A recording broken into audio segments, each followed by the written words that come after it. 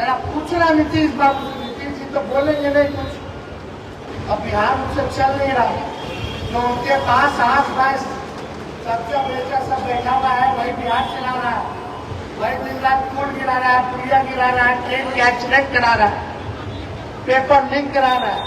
बिहार तो इसे चल रहा है, लेकिन उन नेताओं से पूछो जो लोग एड़ी अलगा लगा करके गाली देते हैं दिन भर।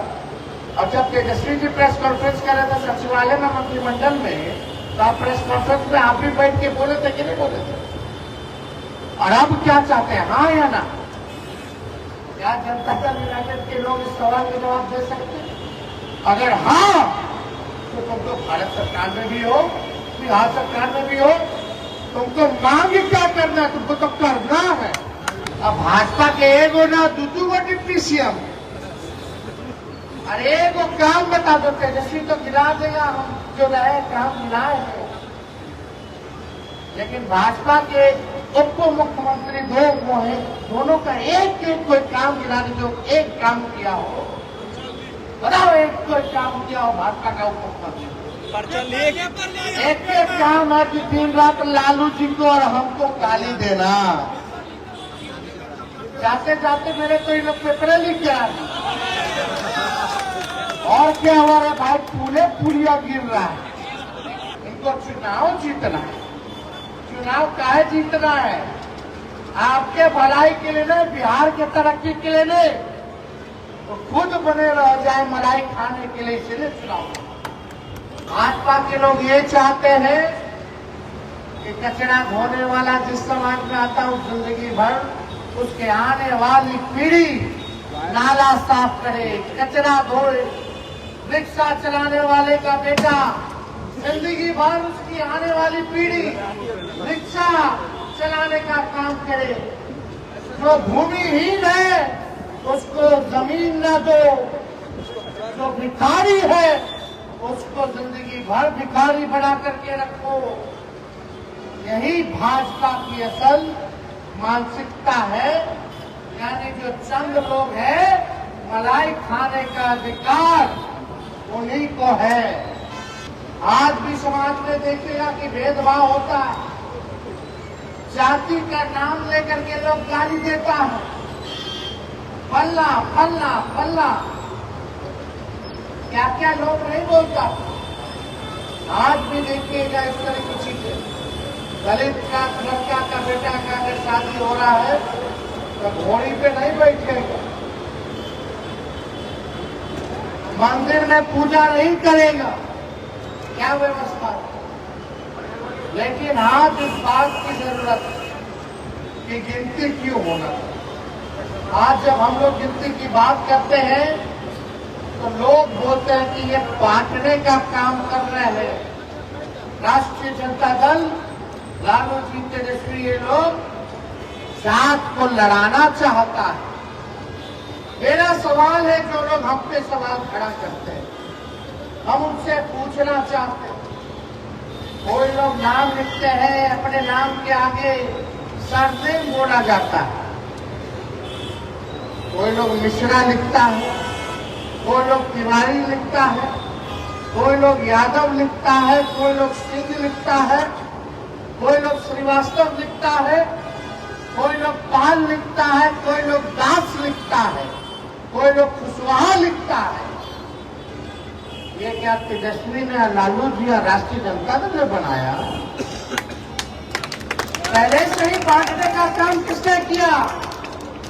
किसने यादव बनाया, किसने मिश्रा बनाया, किसने दास बनाया, किसने कुशवाहा बनाया? हम तो वो बात कर रहे हैं, चाहे सिंह हो, चाहे श्रीवास्तव हो, चाहे पाल हो, दास हो, यादव हो, चाहे स्वर्ण जाति के लोग हो, पिछड़ी जाति के लोग हो, अति पिछड़ी जाति के लोग हो, दलित हो, आज उनकी स्थिति क्या है जरा ये पता करो। ये पता करो कि गरीबी सबसे ज्यादा किस जाति में है। चाहे जिस जाति में गरीबी है, गरीबी हमारा दुश्मन है, उसको मिटाने का काम करो। डॉक्टर साहब के पास जाइएगा तो एक्सरे कराइएगा ना, पता चलेगा कि टूटल है कि सूजन है कि क्या है रे भाई, कराता है कि नहीं कराता? तो वही ना बीमारी जो हम लोगों में है, जो गरीबी, उसका सच्चाई पता कराने का एक्सरे मशीन है जातीय जनगणना। जब तक बीमारी का पता नहीं चलेगा तब तक कैसे काम होगा, कैसे स्वस्थ रहेगा लोग, है कि नहीं? पेट में दर्द है, आप दे दीजिएगा सर दर्द का दवा तो काम चलेगा। इसमें बुझा जाएगा कि भाई पेट में किसको दर्द है, कौन लंगड़ा रहा है, किसको जो है दिल का दिक्कत है, किसको लीवर का दिक्कत है, किसको फेफड़ा का दिक्कत है, इसमें सब बुझा जाएगा। इसीलिए हम लोगों ने देश में पहला ऐसा राज्य बना बिहार, जब हम 17 महीने उप मुख्यमंत्री रहे तो हम लोगों की लड़ाई थी, लालू जी सड़क से लेकर संसद तक लड़े, और हमको जब मौका मिला तो हम लोगों ने सबसे पहले बिहार में सरकार बनते ही जाति आधारित गणना हम लोगों ने कराने का काम किया। उसमें ये भी पता चला कौन लोग भूमिहीन है, कौन लोग बेरोजगार है, कौन लोग भीख मांगता है, कौन समाज का है। तो हम लोगों ने इसके बाद निर्णय लिया कि भाई ऐसे लोगों को सरकार, हम लोग नियम लाए, कानून बनाए कि जो बेरोजगार है उसको 2 लाख रुपया का हम लोग आर्थिक मदद करेंगे ताकि अपने पैर पे खड़ा हो जाए।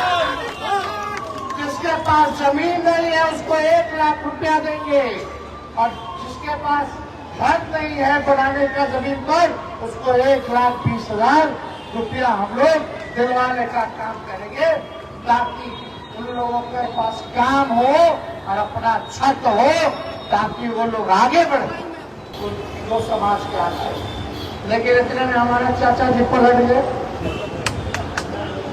हम लोग नौकरी दे रहे थे, मानदेय बढ़ा रहे थे, जाति आधारित गणना करा रहे थे, आरक्षण बढ़ा रहे थे, सारा काम कर रहे थे, लेकिन वो पलट गए। वो पलटे पलटे क्या किए नहीं किए, लेकिन उन्हीं का मंत्री साहब मेरे साथ बैठ करके प्रेस कॉन्फ्रेंस किया। मुख्यमंत्री नीतीश कुमार बार बार बोलते थे, जब जाति आधारित गणना हम लोग कराए तो भाजपा वाला सब कोर्ट चला गया, कोर्ट से रखवाना चाहता था। हम लोग सुप्रीम कोर्ट जाकर के जीत के आए। फिर यही बात हुआ कि भाई ये आरक्षण जो बढ़ाए हैं, ये आरक्षण देखो फिर भाजपा वाला खत्म करवाएगा।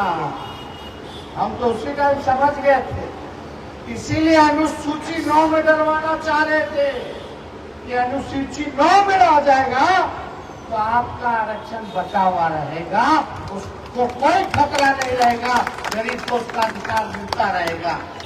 संविधान खत्म हो जाएगा तो आरक्षण खत्म हो जाएगा। आज बड़ा दुख होता है, कई बार जो है अपने आप को जो लोग समाजवादी बोलते हैं, आज उनका चेहरा जो उजागर हो, बड़ा दुख है, पीड़ा होती है। हम तो सम्मान देते हैं, चाचा बोलते हैं, लेकिन वो और उनकी पार्टी आज भी मुंह में दही जमा के बैठे, एक बार भी उनके लिए आवाज नहीं उठाए। आज उनके बदौलत अगर भारत में सरकार चल रही है, उनके पार्टी के लोग मंत्री हैं भारत सरकार में, अगर भाजपा ने मना कर दिया आज जातीय जनगणना कराने से, 9वीं अनुसूची में बिहार का आरक्षण को डालने से, तो जितना बड़ा दोषी भाजपा है उतना बड़ा दोषी नीतीश कुमार जी। मोदी जी पिछड़ा कहते हैं और फिर बोलते हैं अभी इंटरव्यू में चुनाव में, तो देवराज चौधरी जी ने बोला कि हम तो इंसान है ये नहीं है, हम तो भगवान के रूप। ये बात बोलने वाला व्यक्ति, तो आप लोग सब लोगों को ये हम लोग कह रहे हैं कि एकजुट होइए और लड़ाई लड़िए, अपने अधिकार को जानिए। कहावत है ना, जो सोवत है वो खोवत है। सोए रहोगे तो खोते रहोगे, कुछ होना ना जाना नहीं है। जो आज थोड़ा बहुत कई लोगों के कुर्बानियों के बाद, संघर्षों के बाद, हमारे समाजवादी नेताओं के संघर्ष के बाद, लालू जी के संघर्ष के बाद जो कुछ भी सम्मान मिला है, आवाज मिला है, लालू जी ने दिया है, वो भी लोग छीन लेगा। इसलिए आप लोग सब लोग एक बोलिए। हम लोग किसी का बुरा नहीं चाहते, हम सबको साथ लेकर के चलना चाहते हैं, चाहे कोई जात के, कोई धर्म के हो। लेकिन अगर किसी समाज के साथ अगर कोई अन्याय कर रहा हो तो हम लोगों का खड़ा होना भी, उनकी रक्षा करना भी, उनकी लड़ाई लड़ने का भी पद हम लोगों के ऊपर आता है। और उस दायित्व को निभाने के लिए तेजस्वी पीछे हटने वाला नहीं, उनकी लड़ाई में सबसे आगे मिलेगा। लेकिन आज देख लीजिए, सत्ता में जो लोग हैं क्या काम कर रहे हैं। तेजस्वी के जाने के बाद बता दो, एक नौकरी दिया हो तो कितना दिन हो गया इस सरकार में। अब भाजपा के एगो ना दू गो डिप्टी सीएम, अरे एगो काम बता दो। तेजस्वी तो गिरा देगा, हम जो रहे काम गिराए हैं। लेकिन भाजपा के उप मुख्यमंत्री दो वो हैं, दोनों का एक एक कोई काम गिरा दे, जो एक काम किया हो बताओ, एक कोई काम किया हो भाजपा का उप मुख्यमंत्री। एक एक काम है कि दिन रात लालू जी को और हमको गाली देना। जाते जाते मेरे तो इन पेपर लिख गया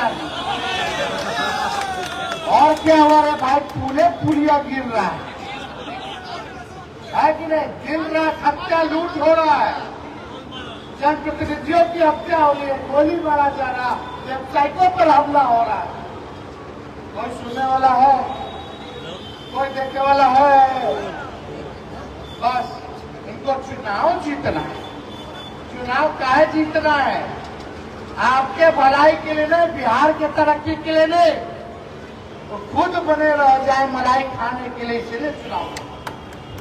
मुख्यमंत्री जी के सब मंत्री सब मेरे साथ है ना, बैठ के प्रेस कॉन्फ्रेंस मेरे नेतृत्व में किया कि भारत सरकार को हम लोगों ने भेजा है 9वीं अनुसूची में डालो, और भारत सरकार जो है बेईमानी कर रहा, आरक्षण विरोधी है। वही लोग ना बोलते। हम जनता दल यूनाइटेड के लोगों से केवल एक सवाल पूछना चाहते हैं। अगर पत्रकार भाइयों इस सवाल का जवाब ले, चाहे वो कुछ भी बोले, एक सवाल का जवाब लेकर के आ जाना, पूछना कि वो लोग चाहते हैं कि नहीं चाहते हैं कि इस आरक्षण को 9वीं अनुसूची में डाला जाए या ना डाला जाए, हाँ या ना। जरा पूछना नीतीश बाबू से। नीतीश जी तो बोलेंगे नहीं कुछ, उनका तो अब बिहार से चल नहीं रहा।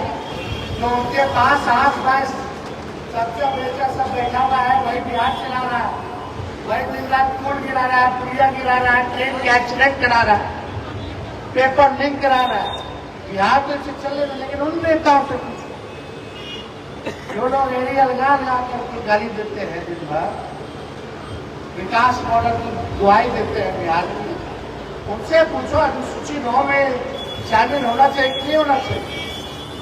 और जब तेजस्वी जी प्रेस कॉन्फ्रेंस कर रहे थे सचिवालय में, मंत्रिमंडल में, तो आप प्रेस कॉन्फ्रेंस में आप भी बैठ के बोले थे कि नहीं बोले थे? और अब क्या चाहते हैं, हाँ या ना? क्या जनता दल यूनाइटेड के लोग इस सवाल का जवाब दे सकते हैं?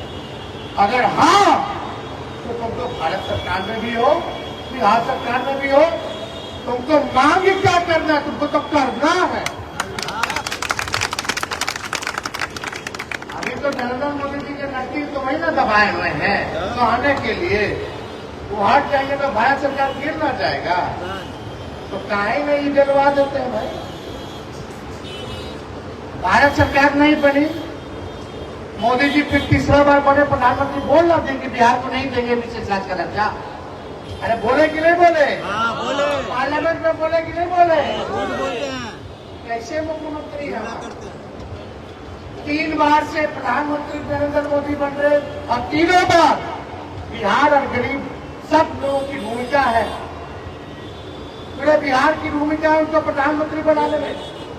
लेकिन पूछो बिहार को क्या मिला है भाई?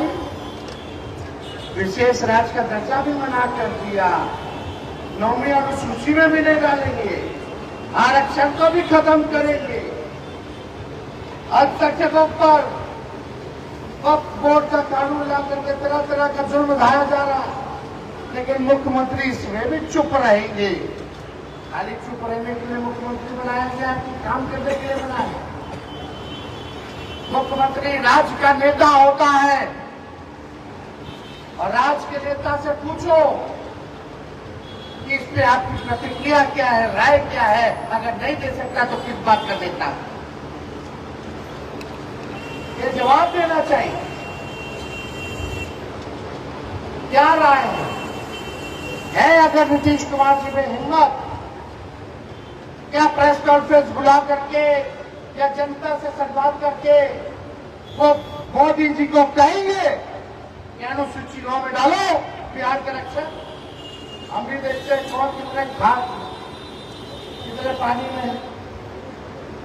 कोई बोले ना बोले, लेकिन इस लड़ाई को किसी भी कीमत पे, चाहे भारत सरकार हो या प्रधानमंत्री को घुटने पर टिकाना पड़े, हम लोग टिकाने का काम करेंगे। लेकिन किसी भी कीमत पर पूरे देश में जातीय जनगणना करवाने का काम करवाएंगे और बिहार के आरक्षण को 9वीं सूची में डालने का काम